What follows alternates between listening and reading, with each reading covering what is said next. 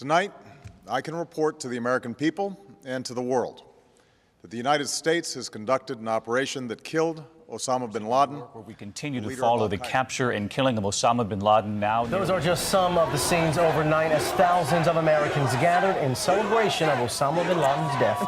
Former Navy SEAL Rob O'Neill says he has thought about the mission every day since that May Day in 2011. From multiple conversations you had with Rob O'Neill over the past year and a half, how'd you get access? And you described that his head kind of exploded when you hit him. I actually hit him 3 times because I shot him twice when he was standing and once on the ground. That is the fucking American badass right there. We are not going for fame and we are not going for bravado.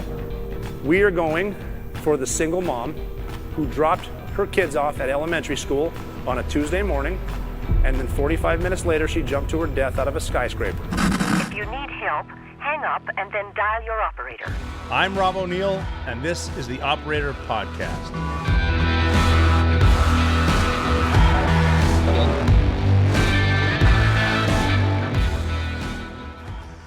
And welcome back to the Operator Podcast.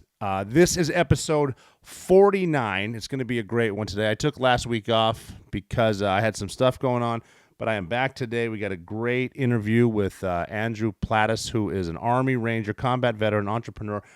We're going to talk about great stuff today, everything from Long Island down to him becoming a Florida resident after a stint in the Army, becoming a Ranger. I get asked questions all the time about different types of training, and I didn't go through some of them. Becoming a Ranger is one of them. Didn't do it. Sort of understand the pipeline. I worked a ton with Rangers. They're great people. They're very versatile. So we're going to talk about his combat experiences, everything from Army boot camp, leaving because of 9/11, being from New York, and then rolling over to Afghanistan and Iraq, stuff like that, and what we do when we get out. We'll talk about the range. We are opening up shooting range because it's very important to maintain, and then we'll talk about PTSD, the effects on it, and how we can help veterans with PTSD, because one of the problems veterans have is you get told you can admit it, but a lot of us don't admit it that we have issues. But I've said it before: the further you get away from combat, the more you have time to think about it, especially when you have alone time. And some guys have a hard time dealing with it, and they don't know how to do it. The government doesn't necessarily help us. Their answer is always get some pills at the VA, and then there's even during the pandemic or the lockdown, whatever that was, the liquor stores were open, and that's a bad combination because I think suicide's a problem, depression's a problem, and when a lot of guys get into that, alcohol is not helping. So, but there are other ways is what I'm getting at. So we're going to talk about some psychedelics. I've gone through some treatment that I love. I'm going to talk about that later on in the show. Very, very important that people know about that and question why the government won't make it legal to do some of this stuff, some of the psychedelics, like stuff like whatever. We'll get into it. But I think the reason the government doesn't want veterans or people that suffer from depression or PTSD, you don't need to be a veteran to feel those. The government doesn't necessarily want to make those because not only do they work, but they open your mind, and then hence they have less control of you. So they can't have that. But before I get into it, I got to let you know that this show is brought to you today by Black Buffalo. Speaking of Rangers, speaking of Navy SEALs, one thing we always used to do is dip. And dip a lot of the military. I've mentioned that before. In the field, on the helo, after you get off the helo, on target. Like as soon as we cleared the target too, I would freshen up my dip. Dip at the computer screen, dip during the briefs, even when you're briefing, which is kind of weird. As a public speaker, I'm here to tell you, if you stand in front of people and you have a dip in your mouth, you're obviously enlisted, but take it out. But put it back in when you're done with the brief, obviously. But I wanted to get away from tobacco, and you've heard me talk about Black Buffalo. You have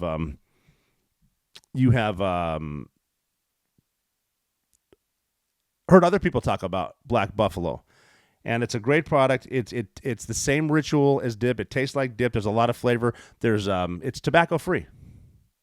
Pouches, long cut flavors. The real thing, the real experience, but it's not tobacco. It's made from edible green leaf, so there's no tobacco leaf or stem. There can be pharmaceutical grade nicotine. We have nicotine free, and then but it's all, like as I said, it's all food grade ingredients. So if you dip now and are over 21, you got to check out blackbuffalo.com, see where these products are available. And like I said, no tobacco there. If 21 and up, go check out blackbuffalo.com. Born in the Midwest, raised in the South. Black Buffalo, charge ahead. That's blackbuffalo.com. And episode 49 is also being sponsored by Hoist, which is a battlefield-proven hydration system drink that works 110% better than water and keeps you hydrated longer than water. Its special formula of electrolytes, carbohydrates, and fluids is absorbed rapidly to keep you powering through your next objective, your next mission, the next rep, or the next lap. It's one of 3 hydration products approved by the Department of Defense. Over 90% of U.S. military installations globally serve our war fighters in the field, fueling operations and training. So check out www.drinkhoist.com.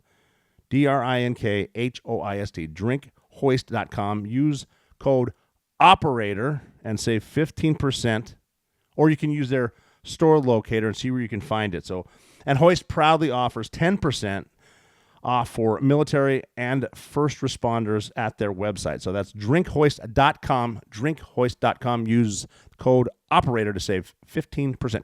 Oh, welcome back to the Operator Podcast. I'm your host, Robert J. O'Neill. And as I've mentioned before, we call it the Operator Podcast because I think that if you're doing anything to help yourself, your family, this country, help the community, you're an operator. And I like to get people's opinions from one to another. So again, hit me up in the comments or whatever. Twitter, I'm not necessarily going to read, but I will read it on Instagram at McHooyah, MCHOOYAH, or at the Operator Podcast. But I'm fortunate today because I'm going to talk with a real operator, no shit. Andrew Plateis, or Drew, as we call him, is a former Army Ranger, a combat veteran, an entrepreneur. He's actually helping me out with some of my entrepreneurship. We're opening up a gun range in Florida that we'll talk a little bit about. It's very, very cool, and I'm not going to ruin it by talking over Drew. So, Drew, welcome to the show. Thank you. Thank you for having me. This is my first podcast ever, so thank you for popping my cherry.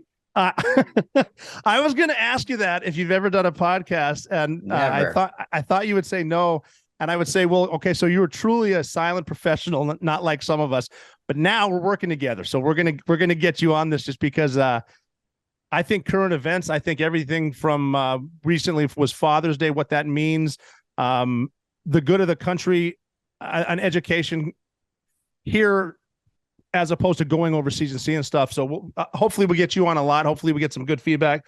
And I won't check Twitter because someone's going to have a problem with you on Twitter. I don't care. Oh, definitely. Feel free to hate on me as much as physically possible.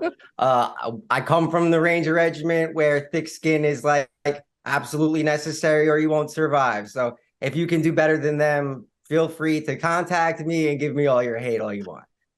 That's when I first got on social media, was that when I got out of the Navy in like 2012, and it started to hurt my feelings what people would say. But once you realize it's not necessarily even someone hating on you, it's someone that's mad about something you said, yelling at their phone. And if you can stomach it, I mean, some of the hate's funny. Like there's some clever people out there in cyberspace. For sure. Please give me your insightful information. I'm open to all. Well, the key to Twitter is don't give someone the satisfaction of blocking them. You mute them. And they don't know they've been muted. So you just know somewhere is some fat dude with Cheetos at his belly button screaming at his phone and nobody cares. So that gives me, but what they'll do if you block them is they'll take a screenshot and then they'll post that. Look, I made it. Someone blocked me, which, So, I got blocked the other day by John Cusack. The dude from here. He blocked me because he said, I've been a fan of John Cusack since the 80s. And he said something about, I only spit facts, so debate me. And I said, men have penises, go. And he blocked me.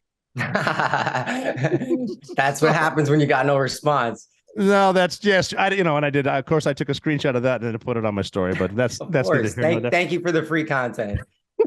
Yes, exactly. So I haven't been on any podcasts. I think that comes from being beaten into the whole quiet professional. That's what the Range Regiment preaches. And we don't have as good of a PR as your community, but I think we're working on it over time. The only deal with that is because we have better haircuts. I'm convinced Rangers are in better shape, but we have better haircuts. That's no argument at all. No argument at all. And also, well, speaking of tough skin, you're from Long Island.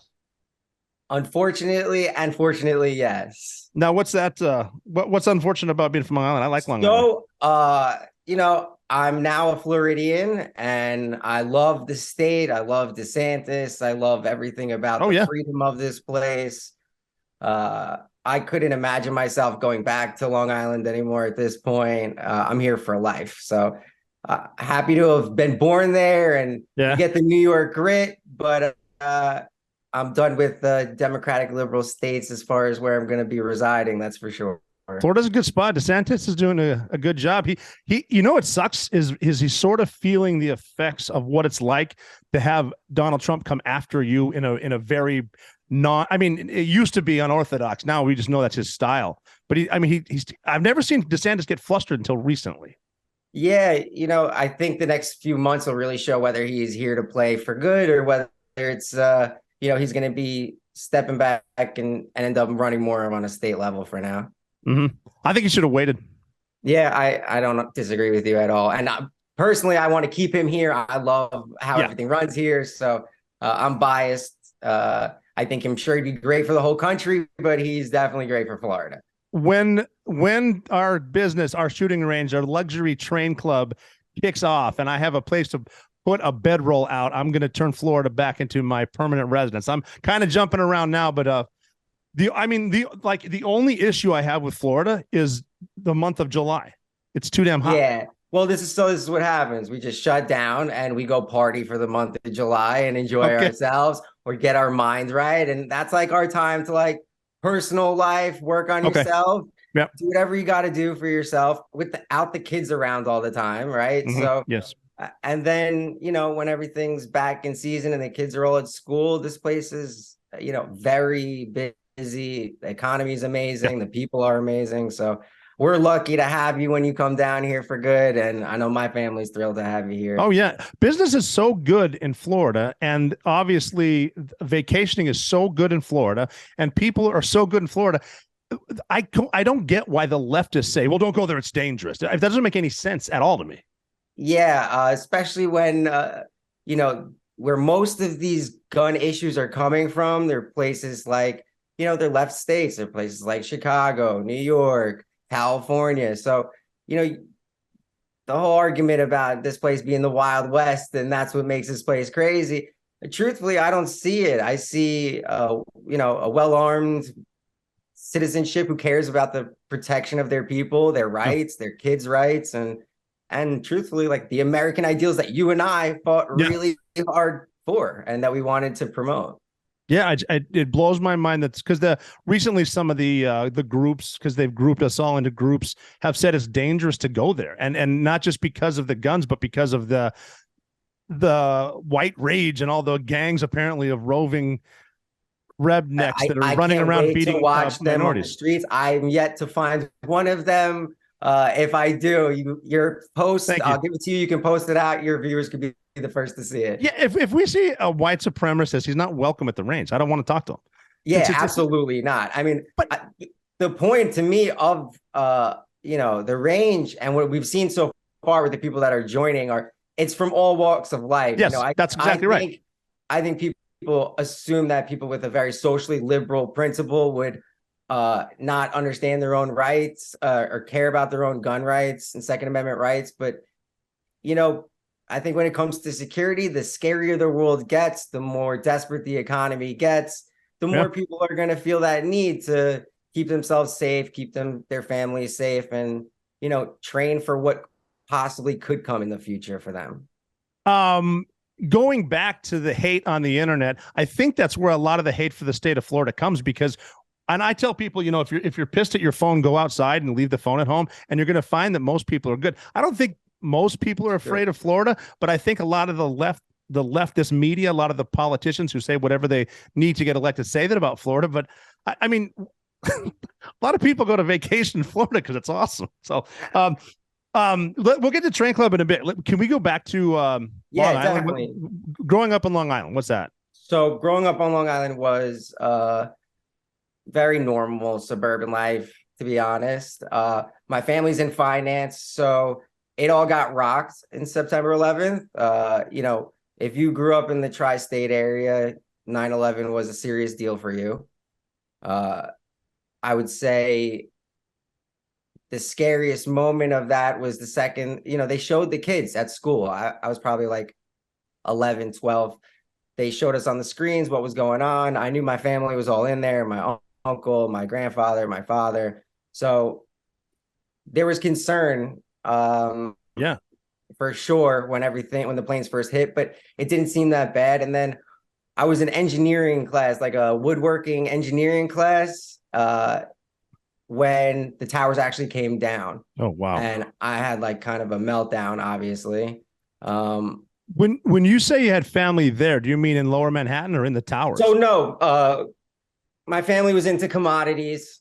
So trading oil, gold, silver, etc. And that was in the World Trade Center. They were not in the towers, thankfully. They were all down there, but not in the towers. My grandfather actually, never a guy who takes a day off from work, decided that day was not for him. My uncle, unfortunately, escaped there, luckily.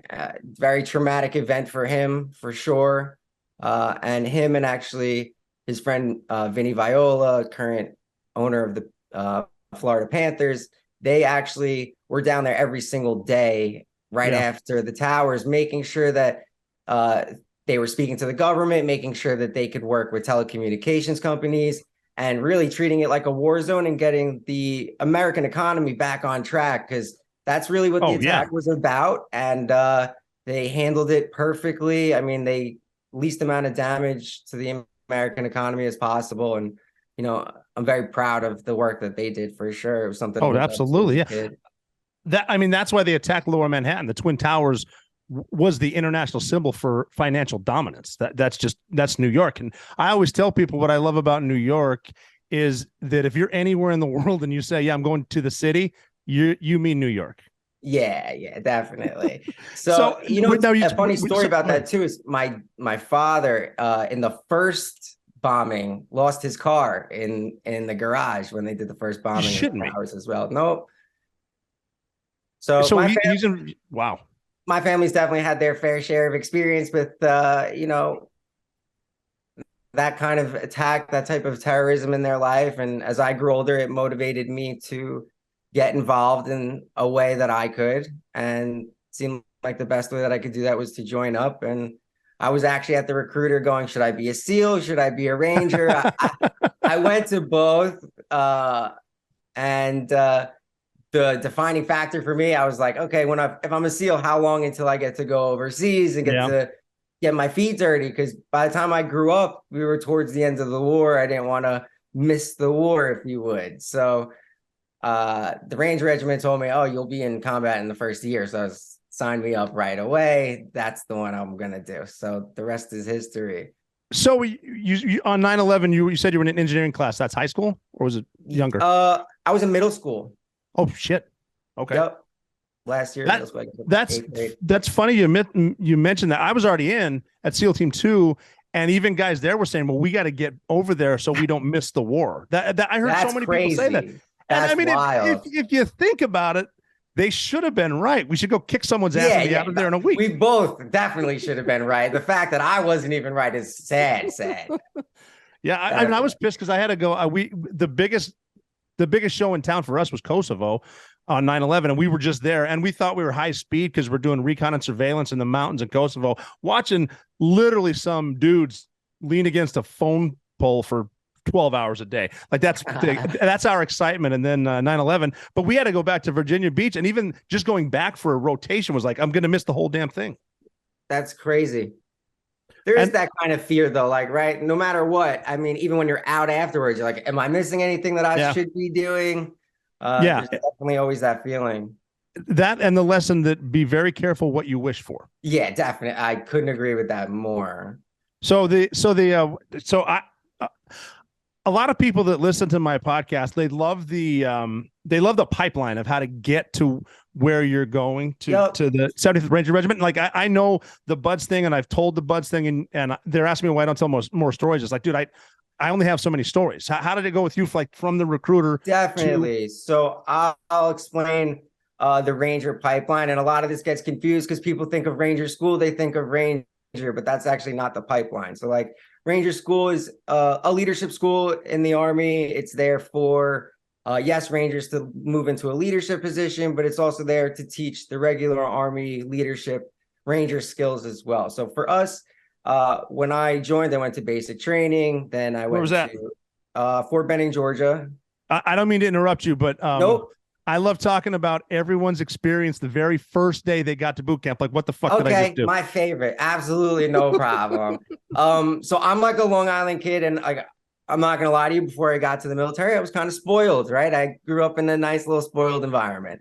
I'll never forget just like being stripped down right before we get in the shower. You know, I'm in my fucking boxers, I got my new military uniform, and I'm staring at everyone around me. And just the smell of fucking, all those grown men in one area. And maybe it was the cortisol of everyone panicked because everyone doesn't know what to expect. But you could just like smell fear for the first time in my whole life. Yeah, that's the way I felt too. Just everyone from all walks of life, from every state, New York, Montana, Washington, California, everyone was like, what did I just do? What am I doing standing here? But I think, in my experience at least, no matter where you are, eventually you get used to it. You just got to give it a minute. I think that's with everything, right? So you just keep a positive attitude about something for long enough, and you just keep with it. Everything becomes normal to some degree. Time heals everything. You will have better days and you'll have bad days. And stop worrying about what people think of you, because they really don't care about you. Yeah, there's no. I mean, not they don't care about you, but they're not worried about you. Like, okay, you fucked up. Who cares? Yep.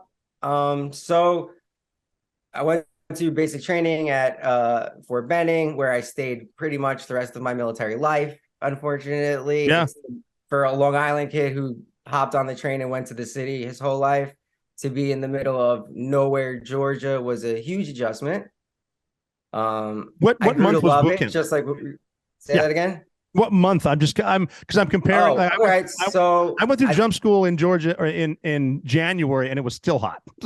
Yeah, the crazy thing about Fort Benning is I couldn't figure out where we were located geographically on a map until I really looked at it, because it could be 100 degrees or it could be like 32 degrees and make no sense whatsoever. So Georgia's an interesting place. It was, I guess, basic training must have been July, August. So it was hot, swampy, gross, sticky. But basic training for me wasn't really that difficult. I got lucky. I got hooked up with a guy he was a former MMA fighter and phenomenal shape. He kind of took me under his wing, and I didn't know much about really getting in crazy shape or being tough or learning how to shoot. This kid spent his whole life from Missouri doing the same things that I wanted to learn. And he taught me pretty well in basic training, which gave me a good footing. And by the end, I was second in the class behind him. So behind him. Cool. So he was, how much older was he than you? He was actually a year younger than, like 6 months younger than me, which kind of annoyed the shit out of me. But, it was annoying above all of that was at graduation, they were like, okay, the best, right before the last PT test, they go, whoever gets the best in class can go to West Point. Oh, shit. So I go, do not stop. We fought for it hard. I lost by like 3 seconds on a run. Pursuity, shout out to you. Great job. He went out to West Point. I said, I better not see your face ever again. Like, it better be 5 years before I see you again and you're some officer in charge of me. I don't want to see you again. So after I went through selection, unfortunately, I saw Pursuiti about a couple months later. I guess West Point was not for him. He was definitely meant to break bones and not books. That's for sure. Yeah, you can't armbar your way out of grades, I guess. Unfortunately, not. But I'm sure he tried. Yeah. Well, yeah, absolutely. What did he end up doing? He ended up making it through battalion, obviously, no problem. And he's an amazing guy, period. I mean, he did a lot of good things in battalion for sure. Well, hopefully offline you can tell me about him and I can meet him. But we're not. Definitely. Yeah, definitely. You just bringing up the silent professional thing. If he's not here, and if he's an MMA fighter, I don't need to bring him up. Definitely. So you get done with that, and then what happens next? Yep. So we get through basic, then I go to airborne school for I don't know, I guess it was 3-4 weeks, same thing in Benning. And then it was Christmas break. So I got lucky and got to go home for like 2 weeks. What was your first jump like? Okay, I'm going to be totally honest with you. This is probably not something I should totally admit, but I'm going to. They give this whole briefing, don't get drunk the night before. Oh, yeah.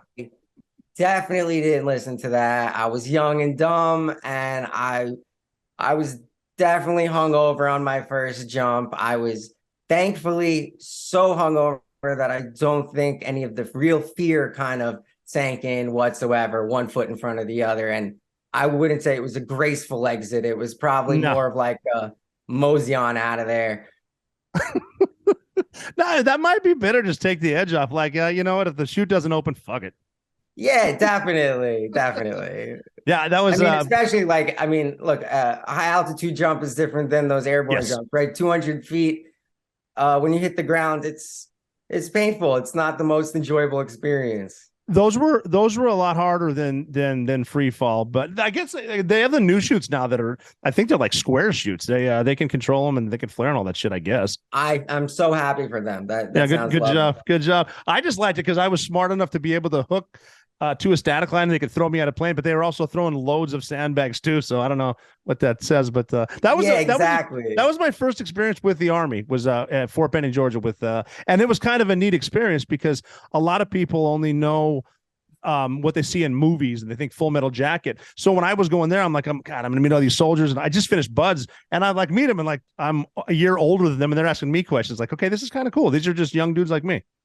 Yeah. I that's what I really liked about the schools in general in the military. Is you really got, I got to go to evasive driving school later on in my career, and getting to work with guys from all different agencies, all different special operations units. It was like a wonderful going down and sitting down for dinner after those drives was probably one of the most enlightening experiences I had while I was in the military, just because of, the people that you get to meet while you're there. What were you driving? Oh, everything. Shitty cars, Tahoes. We flipped cars. We did everything. I mean, that place, I don't think the instructors realized that some kid from Long Island could go straight up crazy on that track. Dukes a hazard. I did not care. I was willing to do whatever's necessary to beat those fucking track records for sure. Was it all track? Did you do any off-road? It was like a mix of off-road and track. And I'll tell you a good story about there is, at the end is like a final thing where they come and try to pit you and break you. And oh, wow. You start around this dirt track, and then you make it to the main track where you got to evade people all the way to the finish line. That's really cool. No one ever really gets it past the dirt track, because the dirt track is like, the worst. There's cars everywhere. It's impossible. I saw a little lip where they put the berms to put the cars around, and I thought about a good idea. Instead of trying to take the exit, I tried to make my own exit, and I went clean over the berm, got over and made it onto the main track. The car behind me with the instructor did not. He ended up getting pretty injured, actually. Oh, shit. Yeah. I kind of feel bad, but everything's fine with him. No major injuries for the rest of his life, thankfully. But yeah, we watched that video in the conference room probably for like nonstop for about an hour. Hey, you don't learn from doing things right. I think you learn from failures. The reason that I was going through driving schools too, and they said the reason they started doing track to off-road to track was because of the high-speed ambush Al-Qaeda was doing in Iraq. Because and you got to fucking know how to, how's the car / up armored Suburban going to respond when I go from pavement to dirt, gas, and everything from when you're taking a corner, you want to lay off both pedals until you get to a spot, then gas it up, and how to brake.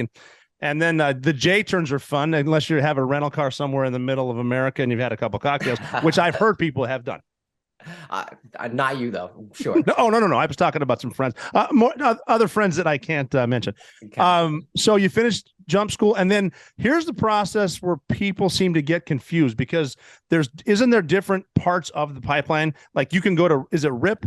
And then so to call yourself a ranger, you have to go through RIP. That's the truth. Otherwise, you're ranger qualified. Ranger qualified means you went to the leadership school. So to get to, just like to call yourself a SEAL, you can't go through any other way. You got to go through BUDS, right? Mm-hmm. So our version when I went in was called Ranger Indoctrination Program, also known as RIP, which for me was like the perfect acronym because RIP is the definition. Now it's called RASP, a little different. Yeah, I've got a family member that went to RASP, didn't make it. We all sometimes you fail, but then he got the schools in the Army. He got like air assault, sniper, a bunch of other stuff, and then they're going to let him go back. So that's just good shit right there. That's a pretty good. That happens anyway. And truthfully, like the guys that's happened to that I've seen that with, they come in higher ranking, and believe it or not, they actually come in to the regiment with like some added stuff that the regular guys are just not going to get. Yeah, we would have dudes that I knew guys that went in as like an E3 to BUDS and quit. And then they went to the fleet for like 3 years. They came back and made it. Like, fuck the fleet. I'm going to be here. I can be. Yeah, that's a motivator too. Yeah. I mean, to be quite honest, one of the guys in basic training that I was with was a little slow, is to say the least. And he got a waiver for I guess his AVSAP, the score on the test that you got to take to get into the military. Mm-hmm. And I just told myself, like, I want to be with you're making it through. There's no way that you're serving with anyone other than the best of the best of the best. You got to just do whatever you got to do. And I did. Right. So RIP is go ahead. Yeah. RIP is after Airborne school. I'll butcher it if I tell you exactly how long it is. That's for sure. But I'll tell you a little bit about it. I showed up, huge smoke session right off the bat. They pick you up at Airborne school with all your bags, holding it over your head with literally everything that you own. You run the 3-4 miles down to where training is. And then it's just nonstop breaking you. I remember people quitting like right then on the spot. They were like, all right, fuck this. I'm not doing this. This is way too much for me. I didn't see what was happening. So it's you can drop on request. You can quit anytime then? Yeah. So the Ranger Regiment is a volunteer unit. You can, during training, whether it's selection or during battalion, you can ask to leave and you can be asked to leave at any point in time. So like you're kind of earning your spot every day over there. So you show up and they instantly whip your ass. That's a good psychological thing there. If you just showed up and we're doing this craziness, that's a good what's the cadre like? What are the instructors like? So great question. The cadre are like typical. First of all, you hear about Ranger in the Army, and like it's just like if you were in the Navy and you hear about SEAL. So when you finally meet one, you're fucking a little nervous, you don't know, and they're calling you a turd and a shitbag and all the good stuff about you. Whereas when my basic training instructor said that, it didn't hit me so hard. All of a sudden, when someone has some caliber and some honor, you're like, oh man, I'm a piece of shit. Do I really belong to be here? All that starts creeping in your head for sure. I can totally relate. I remember leaving boot camp, and Navy boot camp's nothing compared to Army basic, but I got to BUDS, to SEAL training, and the first time I saw a Navy SEAL chief smoke somebody, I was like, this is next level. I don't really want to be here anymore. So, I totally understand. So then what do they do? What's an average day at RIP? So, I mean, there really isn't an average day RIP. I think that's kind of the point over there, is to always keep you on your toes. But it's been a while, so some of it's not amazing, but I can remember certain parts so absolutely well. I remember our first major run. I'm getting out there. I'm a little nervous. I'm like, I don't know how fast this run is going to be. These guys are probably 40 times faster than me. Mm-hmm. I just got to beat at least half these people in this pack and I'll be fine. Yeah. All of a sudden, the cadre comes out and we're introduced to a new cadre. And I look over and he's putting on a prosthetic leg. His name's Sergeant Cap. He actually wrote a book back in the fight. He was the first ranger or the first special operator to return to combat with a prosthetic. I've heard of him. Yeah. Unfortunately passed away recently, actually, Rob. Shit. Huge mentor of mine. And I would say huge mentor in battalion, period. He's a legend in battalion. His stories are amazing. His character was amazing. So I got to see him put on a leg and I was like, all right, how fast can this guy run, right? What's he really capable of? I see this spring type leg. I'm like, I know nothing about prosthetics. I'm thinking he's going to be much slower than me. Well, we take off and this dude is so much faster than me, Rob. It would make your head spin. I'm running like a 6:30 mile. He's running like 5:20s, no problem. You know, he's fast. He's 5:45, booking it. That prosthetic leg actually gives kind of an advantage, I think, to some degree. They could spring off of it, but he was booking it. At the end of the run, I'm vomiting. The other 3 people that are keeping up at the front are vomiting. We look over at Cap and he like barely is broken a sweat. And I'm just defeated, Rob. I was like, if this is what the people are like in battalion, there's no way I'm keeping up with them. I can't see myself being that tough, but you know, I mean, looking back though, I mean, yeah, that's intimidating as shit, but looking back, like what a fucking guy, man. That's just incredible. Yeah, it was a great, you know, subconsciously what he did for us. And I think he knew that was we all thought no matter how bad it got, no matter how shitty you were in pain, no matter how terrible Rip really got, if this guy could do it with his circumstances and not complain and do it with a smile, he's enjoying to do it. You just need to find whatever's in you to enjoy it the way he does. Yeah, see if you can enjoy the misery, and misery loves company type shit. Yeah, and he taught that to us for sure. That's cool. That's cool. So these are all the instructors from RIP are battalion guys, Ranger Battalion. Yeah, so they have to be. They all, I think, have to have had combat experience and have been in battalion for at least 3 years. And now, just I'll say. This is for people listening who don't know, but it's more for my information. Because I've heard, and I work with Rangers pretty much 99% of the missions. We were working with the Rangers. There are tab Rangers and then the scroll, right? Yep. So, well, you have a scroll no matter what if you're a Ranger. So the tabs that's what happens when you go through Ranger school, which is further in your career. You're going to do that when you're ready to take over a squad or a team. You're going to end up going over to Ranger school to be able to get it's like our leadership school, right? It's a leadership because you're going to be a squad leader. Correct. Exactly. So, okay. That actually makes perfect sense. Yeah. It's you really already have the skills already. It's kind of like, you know, the Ranger Regiment, and that we talk about this, they beat it in your head early on. They want you to know your history, and the Ranger Regiment's purpose is to be able to be an elite force in the Army and in the military that not only operates as an elite force, but constantly is pushing people out and putting people in educational schools, things like that, to disseminate that information that we learn from being in that combat situation and having those elite tactics and pushing those to the rest of the military. I feel like this country needs to be beating real history into people's heads. Because we're at a point now where we're making it up now. Just we don't like the past, so we're just going to pretend it didn't happen. And if you know the history of anything, if you forget your history, you're going to repeat it. And it's just knowing your history. I used to love that in the Navy, the customs of courtesies, the history, just what everyone's done from.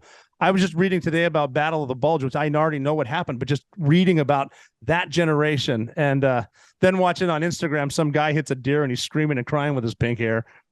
Yeah, exactly. So we've gone, you know, to a different place in our society for sure, unfortunately. So you finish RIP and then you deploy, right? So, yeah, I mean, my last week of RIP, which is your Hell Week, is our coal range. Coal range. Yeah, that's what we call it. So, you guys have a week where you guys do all your misery. They take us to a place called Coal Range, where what is that? It's a little tiny subsection inside of Fort Benning where they've created an environment where they can beat this shit out of you in every way form they can think of without anyone hearing your screams in the woods. It's brutal. They found that it was my birthday, unfortunately. Oh, fuck. Who said that? Who told on you? I don't remember who. Man, honestly, I think they looked at, they have access to all your information. Oh, I'm sure they do. Like that.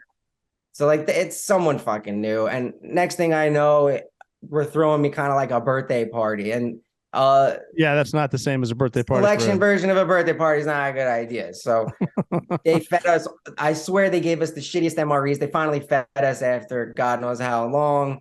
And they must have picked out the worst MREs you could think of. Yeah. What was your least favorite MRE?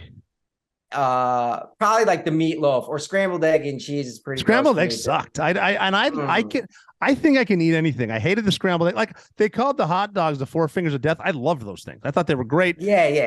I learned with the cheese sauce. I actually learned from Rangers how to use the cheese, the beef stew, and whatever to make the pudding and all that shit. Like you can get see, I mean that's what RIP is and Ranger School. It's pretty much prison for the military where you learn how to become a chef out of the most basic materials known to mankind, for sure. Yeah, you can use them all. I got a kick out of the I make sure it's to say front toward enemy because that's the easiest way to explain how this works. And I always got a kick out of the MRE because the box with the main meal with the heater would say, and lean it up against a ruck or something. It's like cool. Or something, yeah.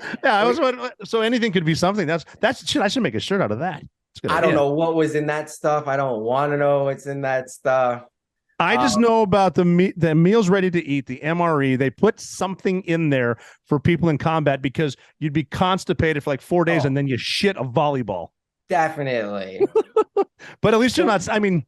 So you're not going to shit all your that food, and we left a ton of it over because it was disgusting. And they came over. They're like, "All right, so you guys don't really like your birthday party food, obviously. Too fucking bad. Now eat all that food that's in the garbage." So we're picking apart the grossest MREs fuck out of here that other people ate and eating them, and I just start vomiting nonstop because what are you? It's disgusting. I don't care who you are. That's just. Not a pleasant environment to be eating. That's so funny. It's so cruel and creative. The way that they pretended they were insulted. Oh, you don't like your birthday party we threw for you? Fine. We'll think of something else. That's sadistic. I love it. Yeah. So I finished up that week, and then the last week of that, or the last phase of that, is a 12-mile road march that we all got to do. I think it's 2 hours and 45 minutes. 65 or 75 pounds on your back in a rucksack. And that's the final exercise, right? So as long as after you've been beaten for a week, the last exercise of that week is your 12-mile road march. Now, can you please explain the difference between going backpacking and an Army Ranger road march? Yeah, I'll explain it, especially too from a different perspective for you people who are not 6 feet too. Shit. A lot of my friends, being tiny like myself, your stride has to be quite long, and it's a lot of weight, and you're in combat boots on concrete up mountains, and you're running. You're not walking. You cannot walk. It's a jog to a run the whole time. That shit's heavy. It's heavy. It weighs on you. And it's hard to pace yourself. It gets tough after a while. I mean, it's not the end of the world. A lot of us have no issue in the military getting to those kind of things. But it's not an easy exercise for sure. And it's definitely not an easy exercise after the hell that you've been through for the week prior. And doing it sucks too, but it pays off. I remember when we were working with Rangers, we always had the Carl Gustav, the 84 millimeter. But there's someone that's got to carry the rounds. And for some reason, they always pick the short guy to carry the ruck full of rounds. And He never complained once, just wouldn't jump the water. He's like, fuck it. I'll just go through it. I don't care. Yeah, you're not allowed to. Complaining is not a Ranger word for sure. We used to say, and I still go by this, you can't complain, but you're allowed to bitch once in a while. Yeah, I wouldn't do that in battalion either. No, not in train, not in train. No one gives a fuck. They'll throw you a surprise birthday party. Yeah, exactly. Exactly. So you finished, sorry. I passed my run. I passed my road march, and they weigh your pack at the end of it to make sure. Fuck. And so, no, my pack weighed like 8 pounds heavier. Okay. I didn't have boots on my packing list, an extra pair of boots. So I just filled my socks with rocks to be like, oh, that'll work. As long as it's heavier, it's not a big deal. They're not going to give me a hard time. I rucked with a heavier pack. If anything, I'm better at my job, not worse. Well, you know, the special operations community is more about attention to detail than they are about most things. So absolutely they are. I passed my run with my ruck with about 25 minutes to spare. Good time. And then I got a no-go and had to do it. Oh, fuck. I thought I was going to fail. So I was like really defeated because I made it through the whole thing and I'm this close. And here I am on the last exercise and I still succeeded, but I'm an idiot. So I failed. It was tough, but what do they say? An opportunity. They say, okay, graduation is tomorrow at like 11, right? They go, you can do one more road march in the morning for all the people that failed. So I'm in the next morning. My feet are bloody. Yeah. My boots are covered in blood. Someone gives me a pair of boots, so then my packing list this time at least is checked off. And I go out there, and I would say like 80% of them were people who failed the day before, period, whether it was like a medical thing or whatever happened. It wasn't because of a packing list issue, but mine was a packing list issue. And I did it again. Only myself made it through as the second go around. So all the other people that had to do it twice failed. And I remember at the end of the run, it was miserable. I don't know how I made it through to this day. I mean, truthfully, what got me through is I knew my family was already on a plane. And I'm like, look, no matter what it takes, they're not going to show up and they're going to be like, you failure, you suck at life. This is not happening to you. You'll never live it down. They said that you couldn't do it. So like, there's no way you could do it. Doing that hump twice in 24 hours is impressive. Yeah. Less than 24 hours. Yeah, it was like 12 hours, really, with like 3-4 hours of sleep at most. Ugh. So I'm getting towards the end, and the instructor's like Sergeant Brash, who was very nice and painful to me at the same time. He built real character, that's for sure. Mm-hmm. He was like, you're not going to make it. You're not going to make it. So I'm spending the last mile sprinting as fast as I can. I don't care if my feet fall off. I hit the ground like 4 times from my ruck, just hit me in the back of the head and having too much momentum forward. He's like counting down. He's like 15, 14, 13. And I passed it like 11 or like 11, 10, 9, somewhere in that area. And then he goes, great job. You had like 32 minutes to spare. And I fucking lost it. I just lost it, Rob. I was so pissed. 32 minutes to spare. All military bearing out the window. I was like, fuck you. That's not nice. That's messed up. He was like, don't worry. You'll appreciate it later on. And I definitely did. It's a great story. So thank you for putting me through hell. That's hilarious. And then you got to explain too, you're not wearing like kick-ass North Face or Dana packs. These are Army rucks. Oh, I still have the scar from the metal framing in my back, just rubbing up and down and up and down. It's a brutal pack. I don't know who designed that. No, those are pre-Vietnam era packs. And the guy, whoever did that, I mean, they must have taken like a torture device and said, let's repurpose this for something a little more useful. This is called the wheel. They used it in 1400 in England to torture. Make it like that. Exactly. Fuck those guys. That is funny with the countdown and the 32 minutes to spare, because it's a total mind game too. Like, I mean, for all we know, he was just testing to see if you just say, fuck it. 1,000%. And I think he wanted to teach me too that, I've had a lot of good Ranger leaders. I've been lucky. And I think he was one of them. It's all tough love always, but it was another reminder of you're putting limitations on yourself, man. There's awesome. really no limitations there. You've built in your head that that's how long it takes you, so that's how long it takes you. But yeah, if you pick a new benchmark and you work at it, like, you can accomplish whatever you put your mind to. Yeah, your body quits long before your mind. If your mind quits, you're done. Definitely. So they let you graduate that day. So yeah, I graduated that day. I was in the back of the room because I had to be on my tippy toes. I couldn't put my heels down because there was no skin at all, zero. So if I put my heels down, it would hurt too much. So I was like propping up space between my, the heel of my shoe and my foot, just so that I didn't have to feel that.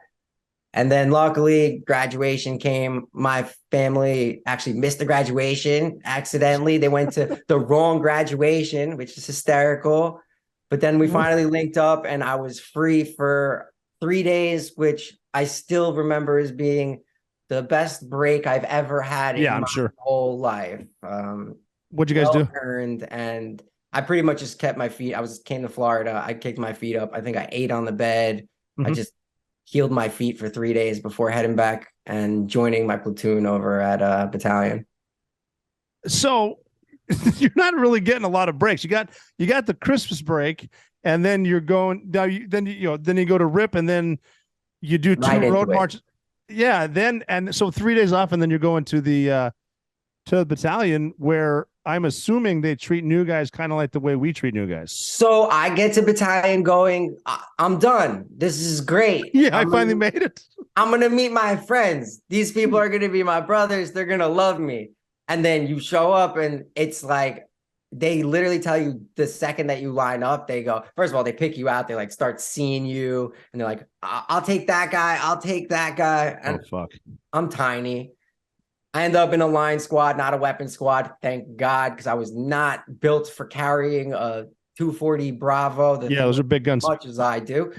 Not that I haven't had to carry it in my career at some point, but it's not the right weapon system for me, I don't think.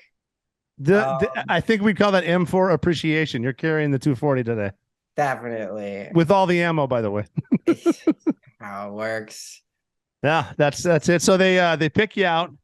And then are you back to what did I get myself into mode, or how does so it's immediately like constant smoking and serious education. It actually made RIP seem kind of freaking easy.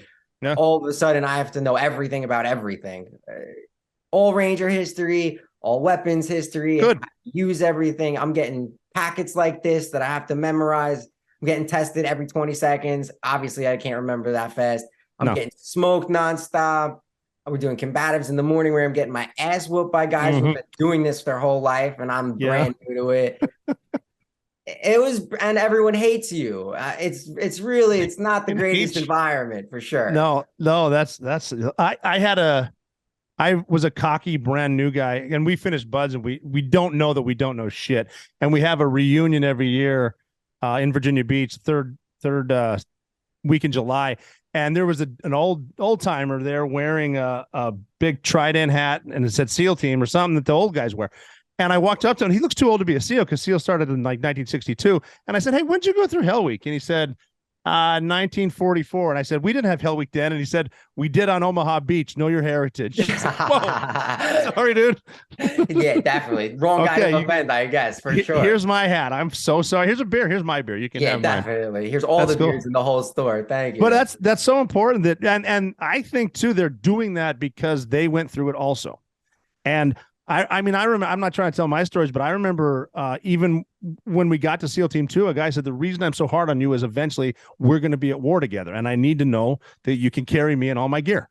We got to know this. And I love the Ranger history. That's big. That's huge. Yeah. Well, Ranger history is something not any different than SEAL history, but it's special to us because it's been around since 1776, right? So the Ranger Regiment is kind of like those guerrilla tactics are why you have freedom in a lot of ways. It's something that most Americans don't know. I think it's interesting that they don't. It's an important part of our history. We used to just stand in lines and shoot each other face to face. Yeah, no kidding. Well, I mean, even mentioning Omaha Beach, the first thing I think of not the first thing, but one of the first things when I hear Ranger is Point Du Hoc. When the Rangers are, I mean, you're not just climbing across the beach. Now you're climbing the cliffs with the fucking Nazis above you. Like, what kind of balls did that take? Right, in battalion, and you're like, okay, there are 200 guys who were getting shot at down a cliff, climbing up. Only 92 people made it by the time that they were done that were ready to continue combat. That's insane. And those cliffs are nuts too. I mean, even climbing a set of stairs, you don't want to be the guy down, the low guy with someone shooting at you. I wish every American I've climbed could so see many those caving cliffs. ladders overseas in the worst places. We were even into Crit, which is like a pretty busy city in some high areas. I couldn't in a million years imagine with no safety climbing 100-foot cliff with Nazis shooting down at me. I recommend everyone sees them in person, but for everyone listening right now, go get on the internet and look up Point Du Hoc and look Omaha Beach.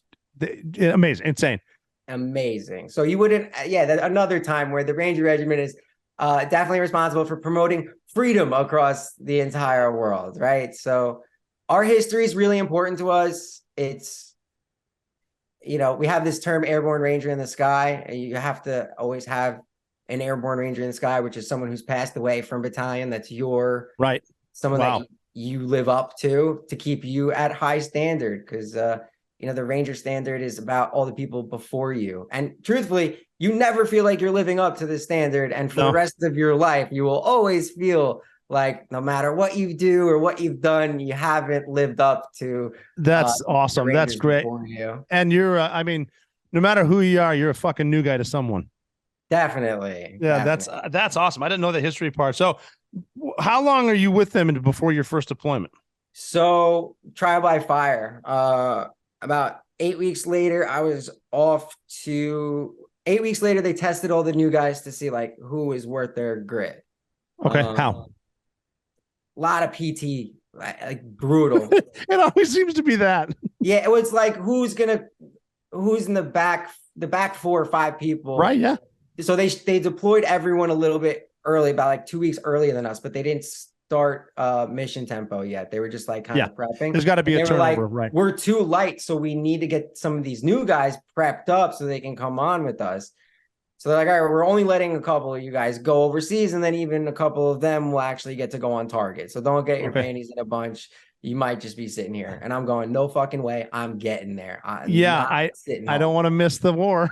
Yeah, and everyone's going to be like, oh, you're the new guy still when you get back, and other people deployed. That's even worse. So I just didn't want to be in that spot. Oh, yeah.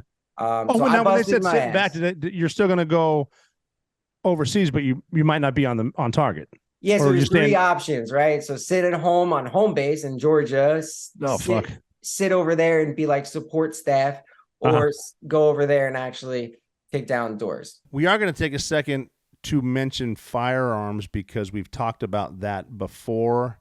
Always an entertaining conversation, especially in the comment section. But I have mentioned F1 firearms. Now it's turned over to Watchtower Firearms. You got to go find Watchtower Firearms and see some of the custom firearms that you can get there. I've been down there to the site where they make them at the factory. They take a block of aluminum and turn them into a custom firearm. And we actually, if you go find Watchtower Firearms, you will see on the website my mug, Robert J. O'Neill. I just made a custom firearm designed after the one that I carried on the big raid to Abbottabad, but this one is more high speed. It's more precise. It's put together better than the ones that I carried in the military, and because we're not the lowest bidder. But great stuff there. You'll see Ray Cash Cares mug on the website. Click there, see some of the cool guy stuff that's there. Everything from AR-15, AR-10. 9mm based on law enforcement and mil specs, but even a little more high quality. You will see just some really cool stuff, really cool colors, all the technology, the paracord on the grips. Go find Watchtower Firearms. They are as cool as you want, as pretty as you want. I mentioned that if you've never had a firearm, you're going to be lucky because this is the best one you've ever fired. If you have a bunch of firearms, and this is the 100th one you have. This will be the best one that you'll find. So go find Watchtower Firearms. They are bad to the bone. We also need to get into preparation because I'm sure you're seeing a lot of the craziness going on in the country and obviously around the world. A lot of banks are failing. We don't know what's going to happen with inflation. There's 186 approximately more banks that are at risk of collapsing, and your bank could be next.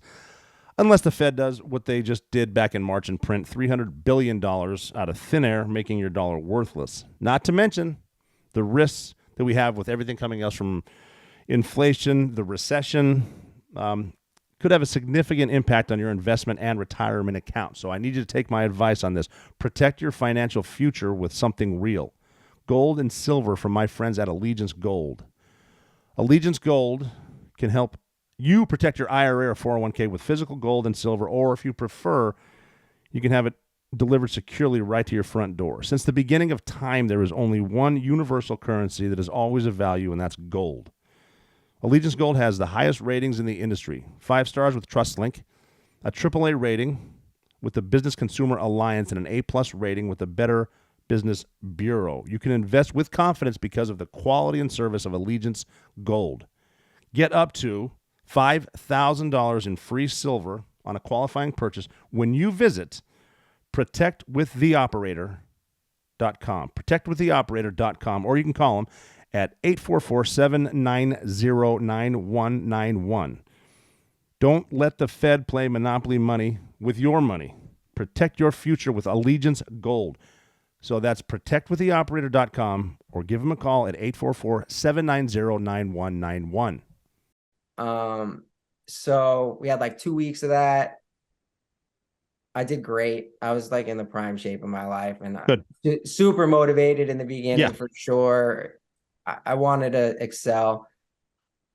And, you know, being a New Yorker, I was like super motivated. Yeah, that's what I was going to say. Yeah, there's a different level of motivation when you get that close to getting overseas, and I wanted it. So I ended up getting to go overseas and getting to deploy as, you know, in a combat role.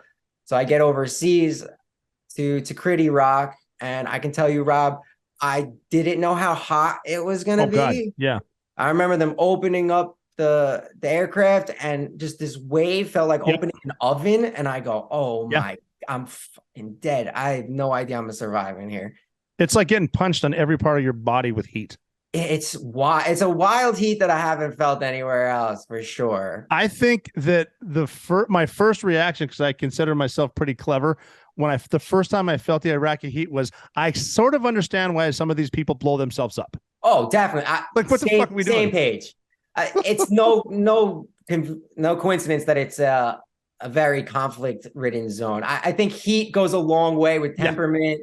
If you're agitated that much, there's got to be tension. Plus, you don't get to see women. That's going to drive you crazy, I think. Nuts. But you know what I think too is I always say that there's so many people that don't have they don't really have the platform to. Because there's so many people that had so much to do with the overall effort. Think about so it's 125 degrees. Think about that gate guard, the guy that's with the locals, and he's forced to wear all the body armor, like the chest, the side plates, the nut plates, the neck shit, and he's got to be out. I mean, just to be out in that heat alone, brutal. It will drive you crazy. And there were so many people doing that. And oh, by the way, you might get blown up at any minute. Yeah, it was really a pretty crazy place. I will definitely say that. Yeah, it was something. So when I got there, I was brand new. I didn't know how to kick down doors very well. I knew the basics of CQB, but nothing really intense. Luckily, we had been to Iraq for a while, so on our little special operations base, there was a shoot house, if you will, a mock shoot house. So I ran through that shoot house more times than I wish to remember, till my head spun for sure, nonstop for about a week or 2, 3, and then they let me go out with everyone. Oh, cool. Combat role. So and then in a combat role, when are you guys working? Because I know you guys work with. I love how you put an East Coast SEAL team. I know damn well who they were. Did you go out with them a lot, or were you guys doing?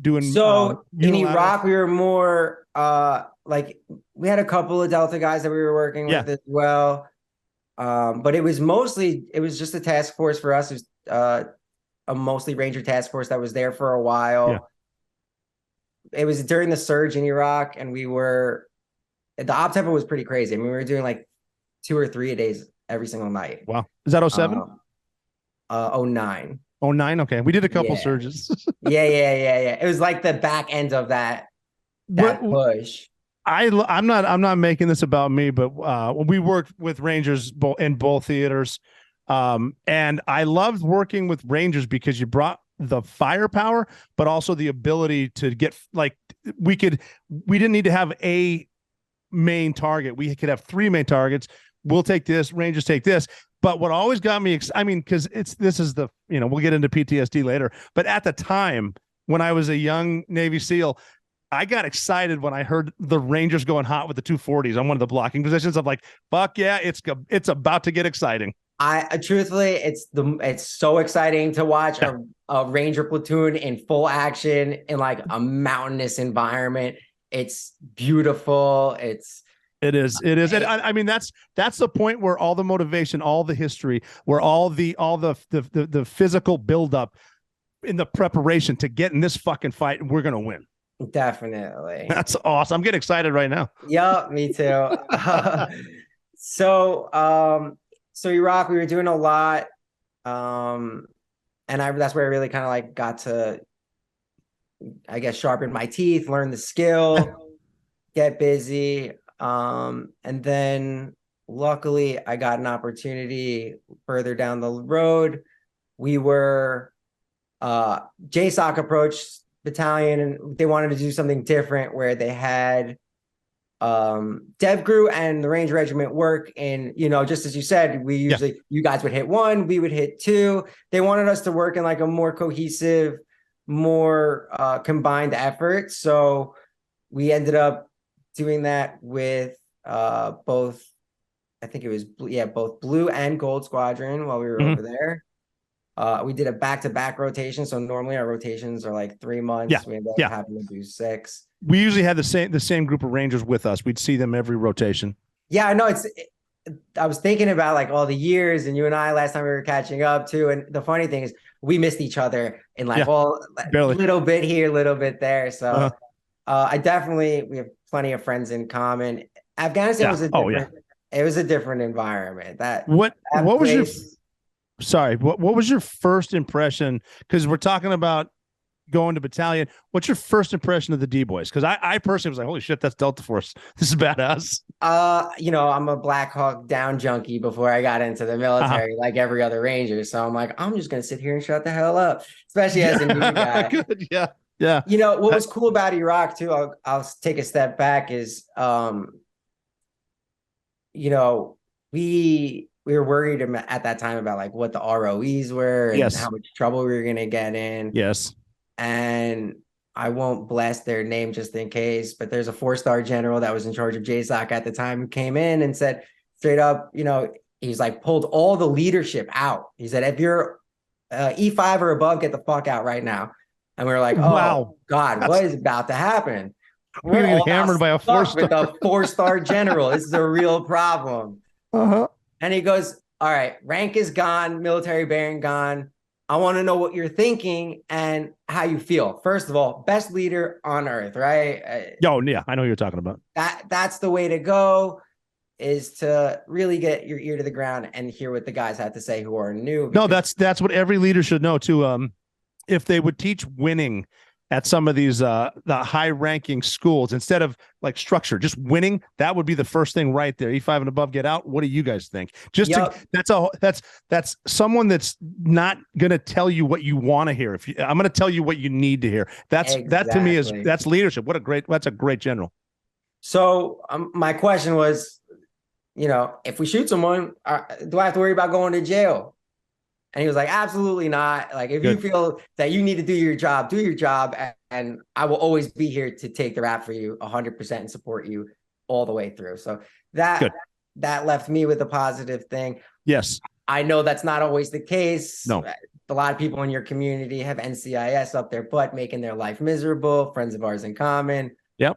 It's luckily, I think the Range Regiment's a little more insulated from things like that, just because our leadership protects us in a more strong manner. They kind of like push us to the side and handle the brunt for us so that we don't have to as much.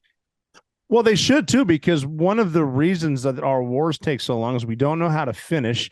And we've got people that have never been to combat that have been to law school that make up rules that only we follow, and then they'll prosecute us. I mean, I fought Al Qaeda and the Taliban, Pakistanis and shit, and I'm pretty sure they don't follow rules. Yeah, no, I haven't seen a rule followed once. Not one of the Al Qaeda leadership pulled out a notebook and was doing a little checklist to make sure his buddy blew himself up the right way. So then we moved to Afghanistan, and I got to work with a lot of you guys. Where were you at in Afghanistan, Bagram? Mostly we were kind of like all over, but mostly Logar was like our main area. Okay. Of acting. I just missed you. I was there too. I know, it's like barely. I know. Syadabad was an area as well that we went to that was like normally not done by military troops. There was no one really there, so there was a small outpost there. They were getting overrun on a regular basis almost. So we went out there and secured the area, if you will. And that was a little bit further. But for the most part, we were in Logar. We were working with you guys. A very tough deployment, less op tempo. So one a night, one every like 2 nights. However, the intensity of fighting in Afghanistan compared to Iraq was like night and day. Yeah, I've always said that too, because the Taliban have been fighting their entire lives, and so were their dads and their grandfathers. They've been fighting there, and they know the mountains, and they can move in those mountains. And it's a lot of the foreign fighters I've found with Al Qaeda were the shoot from behind a woman and then run away type. Exactly, a lot of that running away stuff. Yeah. In Afghanistan, they run towards you, and if you found a no shit Taliban fighter with the mascara on his eyes and you're interrogating, you can see hate, and that's a foaming at the mouth, like I'm going to bite your neck hate, like that. It's just a way different. It's I don't know. Afghanistan was different. I'm running my mouth. No, it's not. We both have the experience for sure. Over there, Afghanistan was so different that it's like one of the stories that I love is we were on a mission and we ended up separating the women at the end of clearing the target. And there was one woman that stuck out. One of the FBI guys that we were with pulled me aside. He's like, does that look like a man to you? I go, it kind of looks like a man to me. He pulls up, ends up being a guy, right? Yeah, under the burqa. Ended up having to be eliminated because he had some stuff under there. But and the FBI guy and see, that's a good example of the 4-star general telling you don't worry about the ROEs, because if you hesitate with a dude in a burqa, but all of a sudden he's also got an AK or a pistol or anything, and you hesitate and he blasts you, guess what? You're that game's up for you, man. I mean, so he actually pulled a pistol and a grenade, and oh shit, and the grenade's worse. Yeah, so and the FBI guy that noticed him was approaching him and got injured real bad. We ended up having to medevac him out of there. Greg, if you're listening, I'm sorry for dropping you on the litter that evening. There was there's like a really, there's like those shitty little wood bridges that they put over the irrigation canals. I thought my footing was good, and it wasn't. So did he took a little tumble. I've fallen off some of those small bridges, and I've learned the hard way that that's not necessarily only water you just fell into. Oh yeah, that's a stench. You just burn your candles. The worst is, we operate at night all the time, so you don't necessarily see all those holes under night vision. Nods don't exactly give you the depth perception that you think you have. Everything's a little off. Your depth perception is gone. That's another difference too. I have to give the Iraqis credit for, is Afghanistan smells much fucking worse. Afghanistan's a place where if you've never been, I can't really explain to you what it smells like because you're not going to believe me. Yeah, I agree. But at least the mountains are high and the fighters are harder in Afghanistan. Definitely. I mean, I found myself in a lot of weird situations in Afghanistan that I didn't find myself in Iraq. I mean, being the little guy, I remember one night I was at the end of the group and pulling rear security, and I fell into an irrigation ditch, and I'm tiny and you can't see anything above my head and there's no one behind me. So the guy in front of me does the look behind and doesn't see anyone. And I'm going, so I just start putting my laser in this guy, being like, I'm over here, I'm over here, I'm over here. Took like 3 minutes, worst 3 minutes of my life. I thought that I was stuck in the irrigation ditch for the rest of my life because I couldn't see whether he noticed me or not. Oh, geez. Wouldn't that be a way to go? Yeah, he was a real hero. He drowned in an irrigation ditch and got found by a group of goat herders. That's like the worst, right? You don't want to be an operator that like dies in some really No, it's not the death that would scare me. It's like, can you imagine what people are going to say about me? The worst. I fell in a shit ditch. Damn it. Same or like I've had wires at like in bathrooms and stuff. Do you ever want to be the guy that gets blown up on a shitter? Not really. There's definitely certain circumstances that you just blown up on the shitter over there. Yeah. All the memories are coming back. I mean, everything from the rules of engagement to a dude in a burqa. I would be worried right now if you're in Afghanistan, you run into a dude in a burqa, you'd have to ask him how he identifies and don't necessarily assume. You just say, excuse me, they, are you a terrorist or not? What are they? What are thou? That's it. Yeah, it's nuts. But some of the weirdest shit in Afghanistan. I remember because they were trying to integrate us more with our Afghan forces. The issue was the showers I mean that they had us for a while using the same showers, but they don't have our showers look like shitters to them. Yeah. And I'm not going to get into the shower waffles, but that's disgusting. Yeah. And it's like, give them their own and we'll take ours. And I'm not trying to be the ugly American. This is different cultures. And it's just fucking gross. They're allowed to do their cultural thing. Just we also worked hard for our American culture and we'd like to preserve it to some degree, at least in the shower in the shitter department for sure. Yeah. Turning the sink into a stove so they can cook a lamb. And again, this is stuff where they're going to say, oh, you're just being an asshole. No, you just haven't seen it. And I'm not lying. Bulls in the living room for no reason tied up. I mean, yes, I've told the camel in the second floor of a damn hut, and no one believed that the camel was in there. How did he get through the door? I don't know, because I'm in Afghanistan. It fucking sucks. That's how we got. You know what, Rob? I never actually thought about how they got that bull into that living room until just now. They built the room around the bull when he was a baby or something. And again, that doesn't make any sense. And I'm like, exactly. Of course, it doesn't make any sense. That's why we're over here, I guess. They'll have our democratic society in 3 weeks, I'm sure. I think that's just the whole thing, building the nation. That's what we get ourselves into. That deployment was definitely it definitely was rough. We got to see the best of what combat has, that people assume that you go to special operations, you automatically see combat no matter what. That's just not the case. No. A lot of the times you can be in a lot of these elite units and you never really get the opportunity to be in the right place at the right time, if you will. So we got what we wished for, I guess, over there, and it was a lot. We unfortunately lost a couple of people. 2 tri-state kids that I cared about a lot, Ronnie Kubik and Jason Santora. And, one of my things that I remember most about that was when that happened, the DevGru dudes came in and they put booze in the lockers, in their ready room, in their empty lockers for us. And it always took me back at like what a class act that was and how appreciative we were that it was almost like a gesture of the fact that like when we bleed together. Yeah.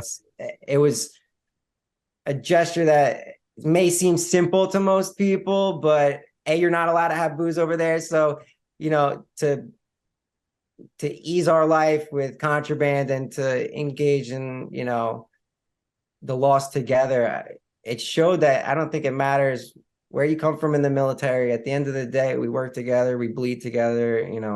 This is a community. That's brilliant. Yeah, that's just tough to even tough to bring up.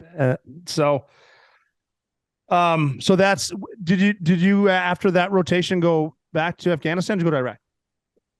So that was it. To Afghanistan is the back-to-back to Afghanistan and to Iraq. So I got after that, after the last deployment, that deployment took a beating on my body, period. I mean, I'm not going to go into the million firefights and stuff that, injuries and just even the shale rock, the injuries that you took from there, right? We were doing like 8K, 9K infills on shale rock. My knees took a beating, my ankles took a beating. And when I got back, I started doing some heavy training again. And I was having real bad back problems. I carried the aid bag literally the entire time as well. So, you said the smallest guys in the Ranger Regiment carry the most gear. That is, for some reason, some stupid Ranger tradition that will never die. And that added weight plus the impact of the injuries that I had caused a real bad back problem for me that got permanent. The wear and tear is something too that's another thing with combat too. A lot of people don't realize and not every target is active. It could be a dry hull, but I still hunt 9 clicks to get here through the mountains, and I'm going to do it again tomorrow. Just carrying the pack in the terrain. Yeah, it's the wear and tear, because most guys I know, back problems are really common, knee problems, among other things. I fractured L4, broke it was L1, L2, or S1, L2, and L3, I think it was. Yeah, there's a lot of them.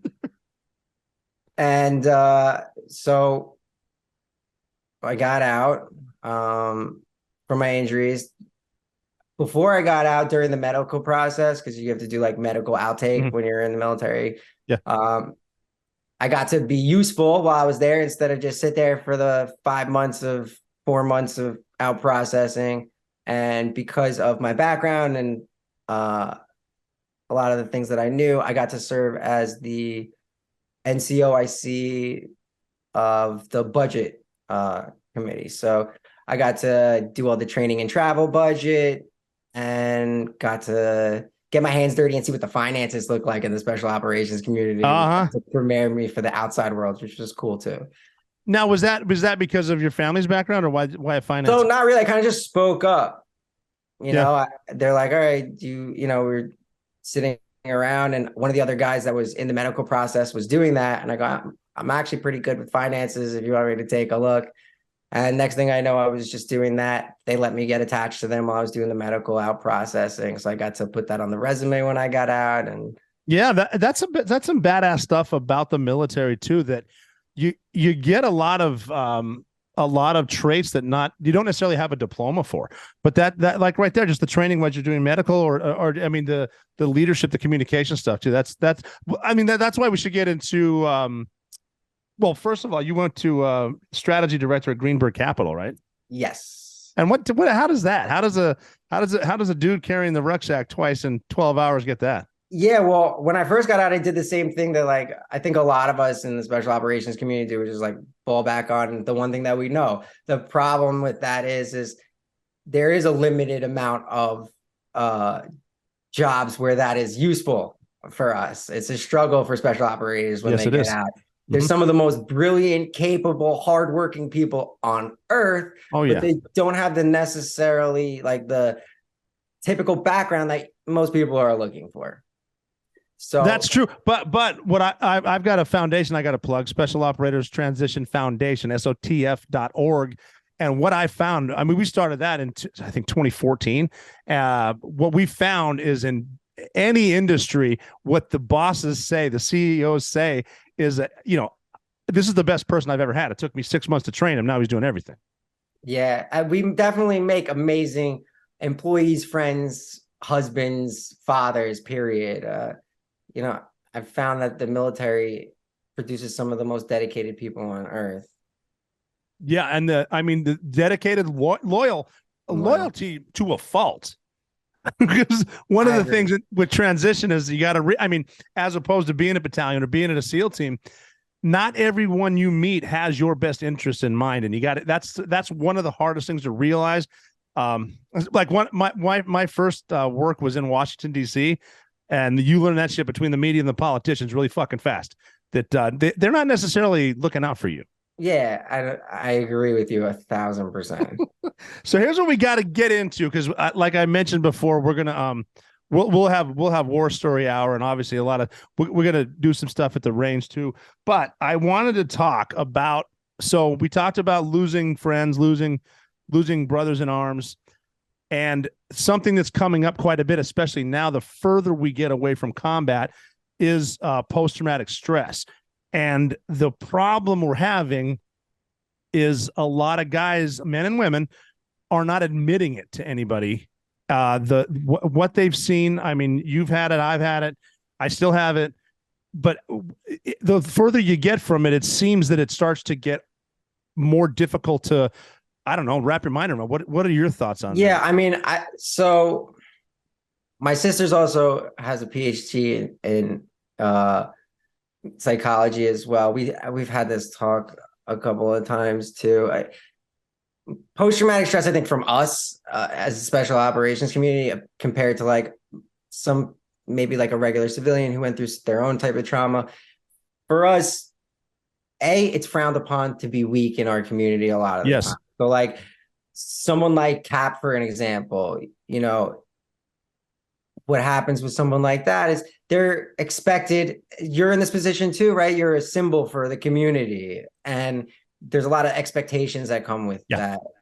And people expect you to be this thing all the time, which is a lot to live up to. It's an identity, and it's an identity that you feel like is being forced upon you a lot of the time. Yeah, you're supposed to be tough, and unfortunately, a lot of people are taking their own life because they don't want to deal with it. Either the pressure of what they're expected to deal with, or the things they've seen in the past. And you know, I mean, guys are speaking up. I just saw a post from Tim Kennedy, the ultimate male, and he was saying how it's okay to have a mental issue, and as long as you talk to each other. And I've said that all the time, that it's okay to call someone. And even if you're having a high, like I'm having a great day today, I'm going to call someone just to see if they're having a bad day. But definitely, even more so on the high days, if you ask me, right? Well, we did talk about this a little bit recently. I'm not going to get into the geographical specifics, but the things that seem to be working for a lot of us, and I think it's important to bring this up, to raise awareness for veterans, and not just veterans too. People have traumatic stuff happen to them. But the one of the ways out is alternative medicines. Like what's working well for me is the hallucinogenics.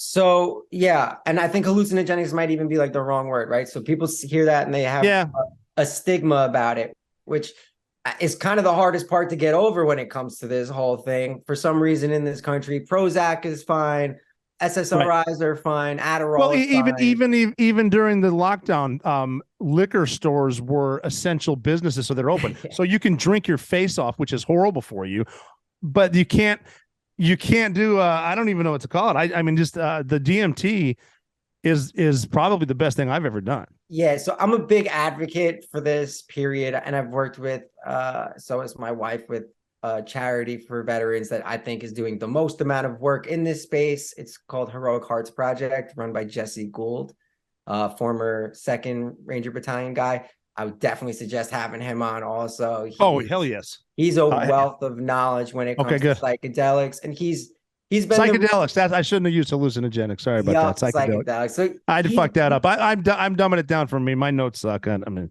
it's all good. The truth is, he's like the voice for, I think, the special operations community as far as the government is concerned. A lot of the legislature that's coming out, a lot of the lobbyists coming out, it's him and his organization behind it.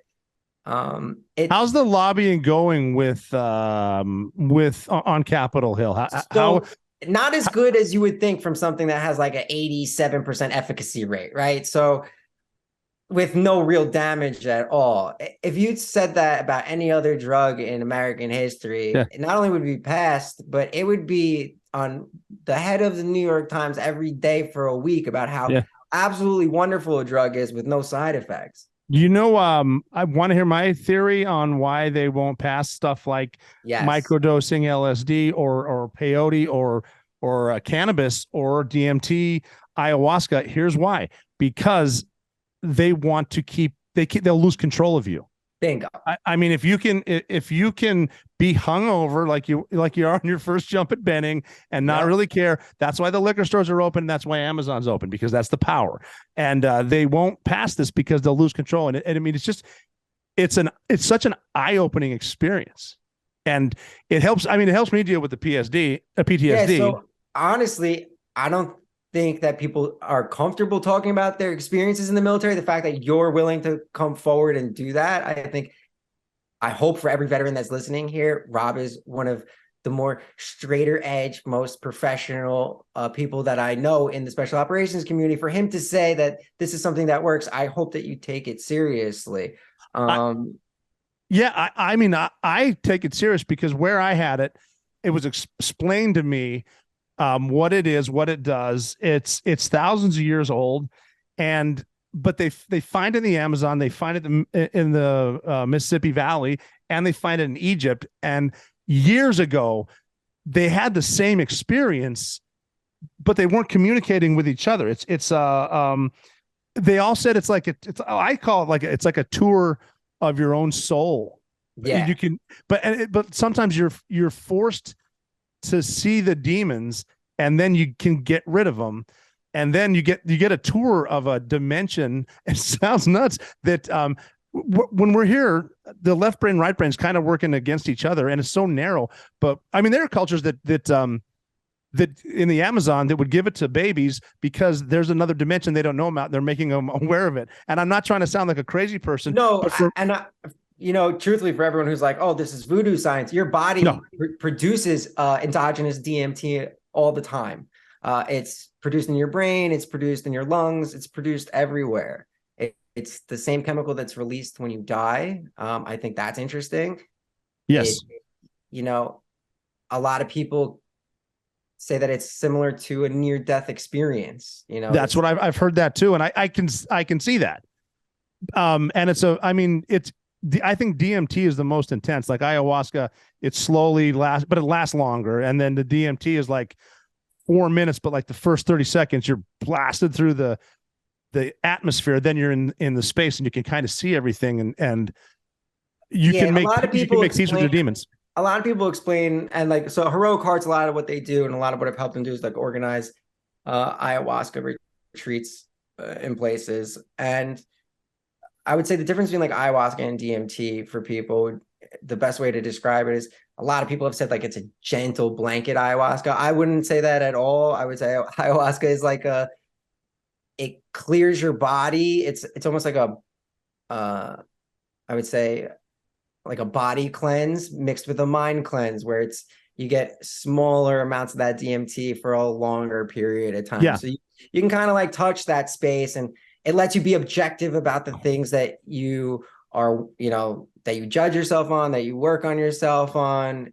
I think a lot of it is about recreating trauma with a different emotion. What's amazing about DMT, psilocybin, and other psychedelics is it's about neuroplasticity. So your brain is, hardwired to see an event or think of an event and replay the same things over and over and over again. And what psychedelics do is they break the pattern. They let you, produce new pathways and start thinking about things in a new light with new emotion attached, so that you're not, a veteran post-traumatic stress. If there was a combat situation that was super stressful, to relive that without any of the fear or the panic. And that way, when he's or she is experiencing that again, it's not done with the same level of guilt or fear or emotion that's normally involved with it. Yeah, that's a perfect explanation. It's hard. It is hard to explain it to people, but it is a cleansing.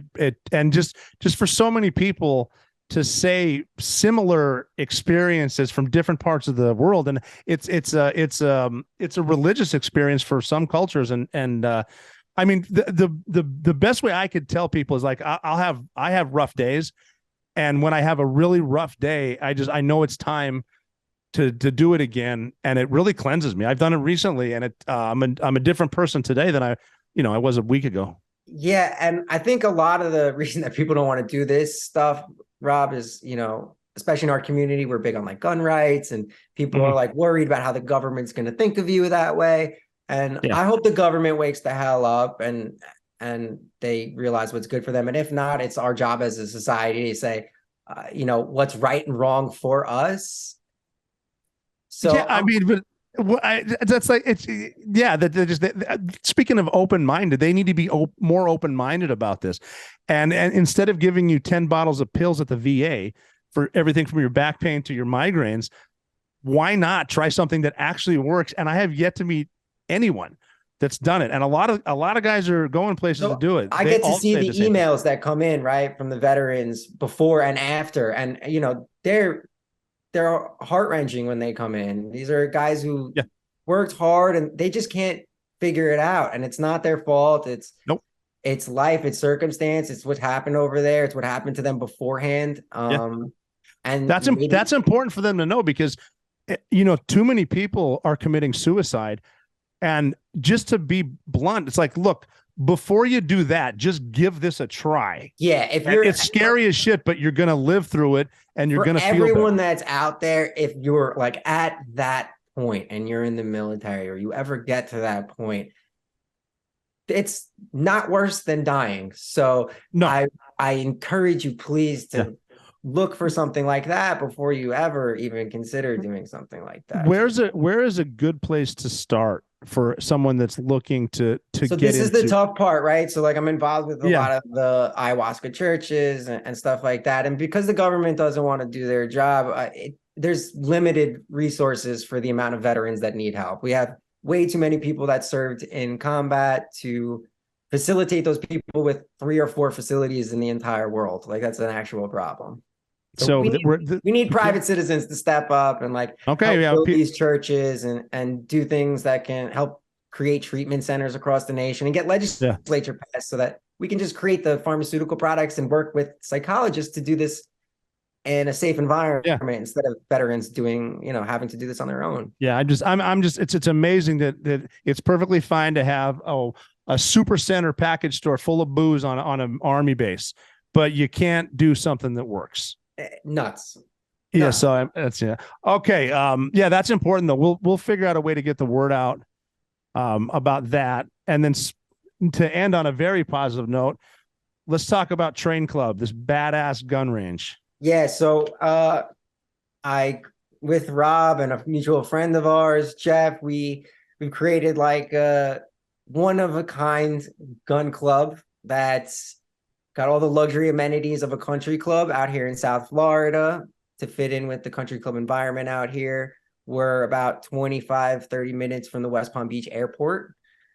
And we have a state-of-the-art facility, 4 ranges. We're going to be doing contracts there as well. But it's really meant as a place for the community to come together. And we're using our private resources from the community in the range to be able to provide training for the government as well. So a lot of our revenue goes to training the local and state law enforcement agencies around here. We're very involved with them as well.